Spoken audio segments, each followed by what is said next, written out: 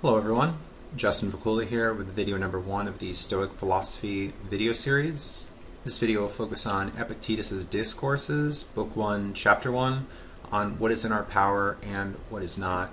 This chapter gives a good introduction to Stoic philosophy. As you see, I'm highlighting some key points here. You'll see this throughout this chapter and many others in Epictetus' work and the work of other Stoic writers.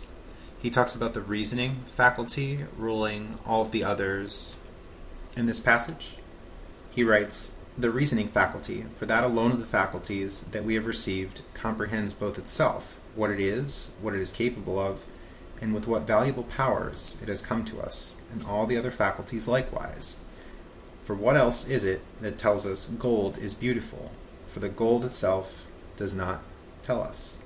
So on Epictetus' view, as humans, we are able to reason, we're able to look at the world and understand what we are seeing. External things do not tell us what they are, but rather we use our cognition. Although Epictetus might not be using that word, he's talking about the reasoning faculty here to understand the way the world is and to make sense of what we're seeing.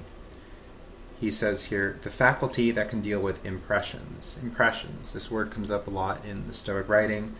It's simply what sense we're making of the world. There are things external to us, and we are interpreting what they are and how we are to understand that which is happening around us. So the gold is not telling us what gold is. We're seeing something, it's simply neutral. It is. It's something that exists. It's a piece of gold. It's a person who has a certain behavior. It's an event that's happening around us. So we're to decipher what is happening and to use our reason to make sense of what is going on around us. Here he continues, the gods have placed this alone in our own power, the most excellent faculty of all, which rules all the others, the power to deal rightly with our impressions, while all the others they have not placed in our power. So here we have power over our reasoning faculty. We are able to make decisions. We have choice. We should make the good choices. He says here to deal rightly with our impressions, not to just deal with them and to think what we want about the world, but rather to think rightly about the world, rightly about the way the world is, to respond appropriately to what's happening around us. This is Epictetus' view, that we should be contemplative, that we should think about what's happening around us, not just react, not just be impulsive, not just feel a certain way.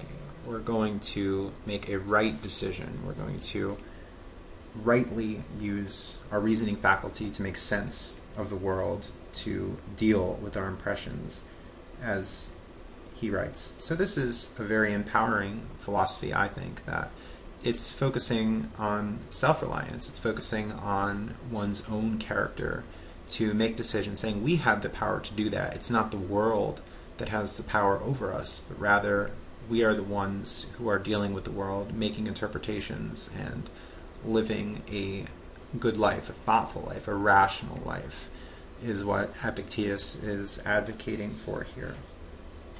He continues, I have given you a certain portion of myself, this faculty of exerting the impulse to act and not to act, and desire and aversion, and in a word, making proper use of impressions.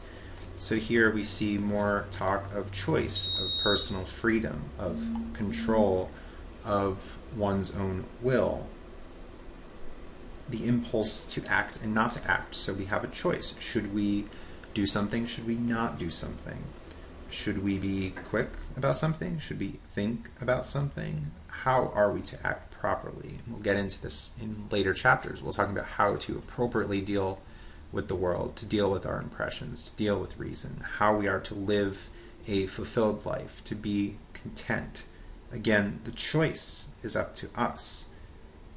We are using our cognition, our reasoning faculty to live a good life. We have the power to do that. We're not bogged down by external influences. We're responding appropriately to what happens around us, even if the events happen to be deemed tragic, as we'll see later in this chapter and throughout Epictetus' writing. A lot of tragic things are going to happen to us, but how are we to respond to them? Should we complain? Should we cry?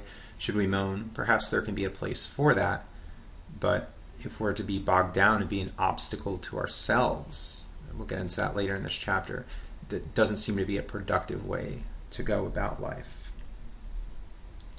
He continues, if you attend to this and place all that you have in its care, you will never be restrained, never be hindered. You will not groan, will not find fault, will not flatter any man.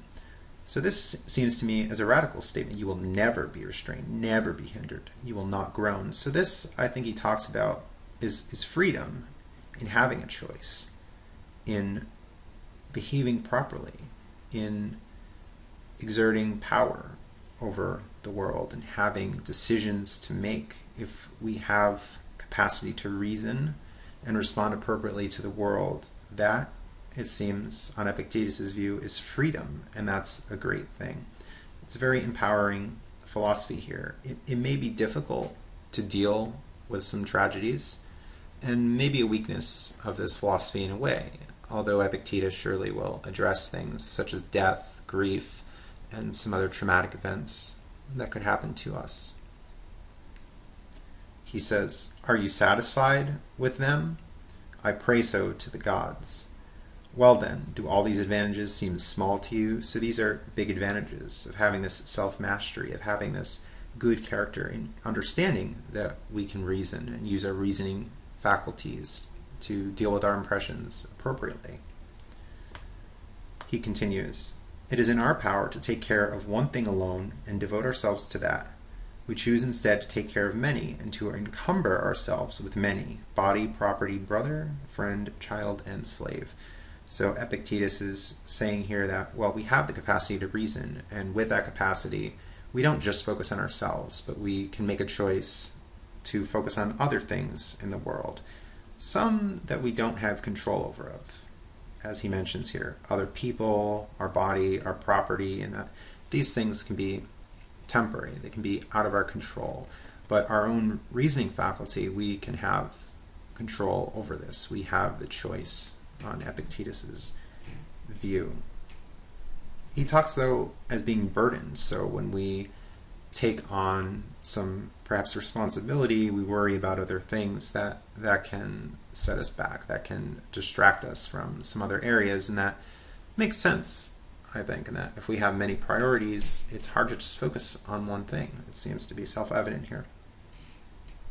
He continues, to make the best of what is in our power and to take the rest as naturally happens. Well, that's a good summary here of the key points in Stoic philosophy, that we're to understand what's in our control and do our best, respond appropriately to that. We see these themes coming again and again in his work, and to take the rest as it naturally happens. So there are some events that we might not like, some things that might cause us stress, but we're going to just accept it. We're going to deal with it appropriately again here.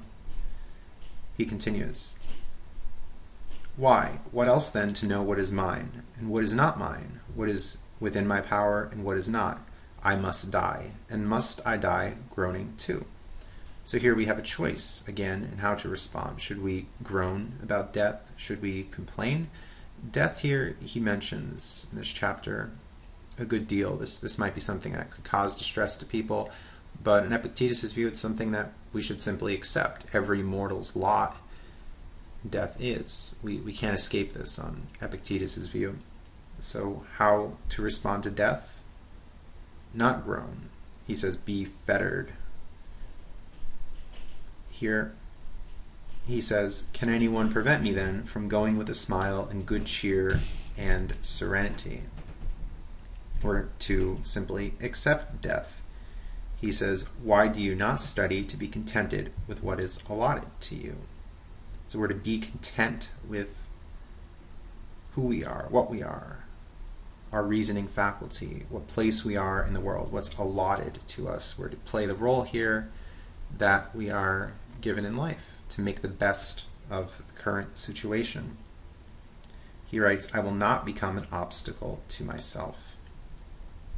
So this is nice. We're not going to be downtrodden in our own misery and our own lamentations, our own groaning, as he writes. we're to make proper use of our impressions and to take things as they come. He finishes the chapter here talking more about death. I must die. If instantly, I will die instantly. If in a short time, I will dine first, since the hour for dining is here. And when the time comes, then I will die. How? As becomes a person who is giving back what is not his own. So here he regards the body as not our own. It's simply part of the world. We don't have control over death, on Epictetus's view. Although some things we can do, perhaps Epictetus would acknowledge: exercise, living a healthy lifestyle, avoiding dangerous situations. We have some sense of control there, but the ultimate end, well, death, is something that is simply inevitable, that it's simply a process, a stage of life that we must accept. And what can the response to that be? Living a good life is something that Epictetus seems to suggest in other writings, and we'll explore that topic in other videos. Thank you for watching.